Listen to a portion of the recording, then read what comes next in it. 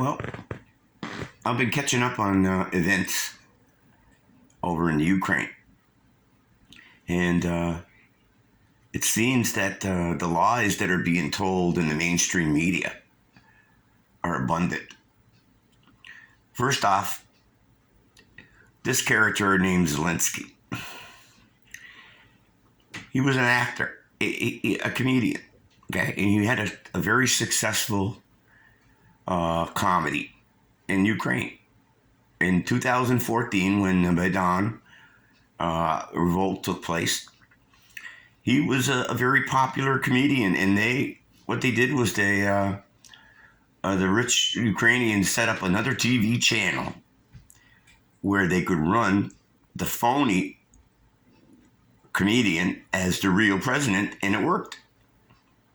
He's actually a Nazi, and a weird kind of Nazi because he claims to be Jewish. Knyazov battalion has been decimated. The right sector has been torn asunder. Like all through the fortified lines from Donetsk, Lugansk, Severodonetsk, over to Odessa, all of the heartland in there, the bridges have been secured. The Ukrainians have been losing 700 men a day, plus thousands are being injured. Okay, they destroyed most of the weapons depots, and CBS News in the States is reporting that only 30% of the weapons sent to Ukraine were making it through, and where's the other 70% go?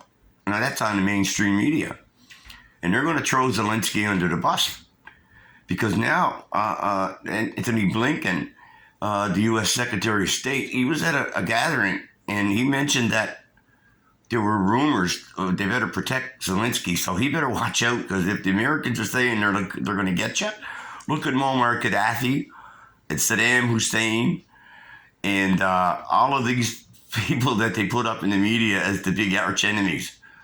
You're going to be one of them, Zelensky. And now there's the Zelensky curse. Anybody that made a visit there is getting thrown out of office. Italy, he's gone. Draghi. You're looking at Boris Johnson, he's gone. Sri Lanka fell apart. Estonia fell apart. France, Macron is on his way out. All of these, in Germany, is a mess. Schmaltz, whatever his name is, he had to break the sanctions to get turbines from Montreal. He had to call up Justin Trudeau and make excuses about why they could break the sanctions and just send the turbines over to Germany, and we'll get them off to Russia. You don't have to worry about it, Justin. You send it to the Germans. Really. Okay, so now they have 3 turbines that are out of maintenance, and there's no gas going into Europe. And now they're threatening rationing of food. And you're not hearing about the demonstrations going on all over the world. In all the countries, the farmers are rising up because no fertilizer, no food, no farms. And we have people that are facilitating this. Chrystia Freeland in Canada, for one, okay? She's out there promoting the fact that, hey, high gas prices will teach you that, hey, the global climate change is real. So you pay like $5 a liter for gas. And that's what's going to happen. And it's 2 now, but it'll be more, a lot more with the carbon tax. So this whole shit show over in Ukraine is just about over. So now they turn their attention to monkeypox and Marburg and China, Taiwan, rattling sabers.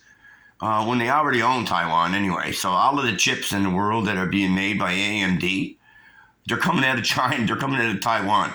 Okay, that plant never shut down once during the whole pandemic. So now we have a blockade. They're going to blame that on the supply chain in China. And keeping in mind, all of these banks in these countries are run by the Khazarian mob, the BlackRock, the Vanguards. They own all these banks. Don't kid yourself. They own the Bank of Canada. They own every sovereign bank, and they drive them into debt. And that's how they control them. And they control the people in the government. Same way. They've been doing this for a long time. They play both sides of the fence. They're Khazarians, and they're the Ashkenazi. They're the name stealers. These are not real Jews. These are people who stole the names of people And through the years, it built up their fortunes. And that's what they do. They steal people's names and they steal their property. And they've been doing it a long time. And the banks are all owned by the BlackRock group. Now, BlackRock, we're talking about, on one side you got Larry Fink and George Soros, and on the other side you got the Rothschilds and the Russians. And all those banks, they're all part of this, okay? It's a banker's world, a clown world. And now they're using their main tool, which is to divide and conquer. It's to split families, to have transsexual families and homosexual families and no real families.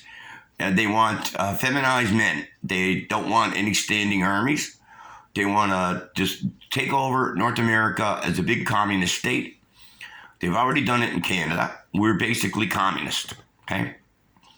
Really. We're, like, everything is so, like, with my situation in particular, okay? I'm 67, and I'm not allowed to ride transit because I criticized buying an electric bus for $2,500,000 when you can't get a bus now to the hospital after 4. So the cab rides up there are like $12 or $14. They put it way outside of town so you couldn't access it. It's a regional hospital. It's the worst in Canada the last 10 years. And I'm going to be forced into having to go up there, and I don't like it. One little bit. I got flesh-eating disease one time, and their staph infections are galore. Cetaphil. So you better have a look at the world situation. If you think it doesn't interfere with you, it does. And it's not Putin's inflation. It's BlackRock inflation. Okay? It's Khazarian Jews. That's what it is. So you better take your blinders off and stop blaming political parties because they don't exist. They're only just there as a party, having a party. Okay, they don't get anything done. They just do the paperwork. They're drones. Pierre Poilievre is a globalist, like the rest of them. Okay, you're going to have one sock puppet for another sock puppet.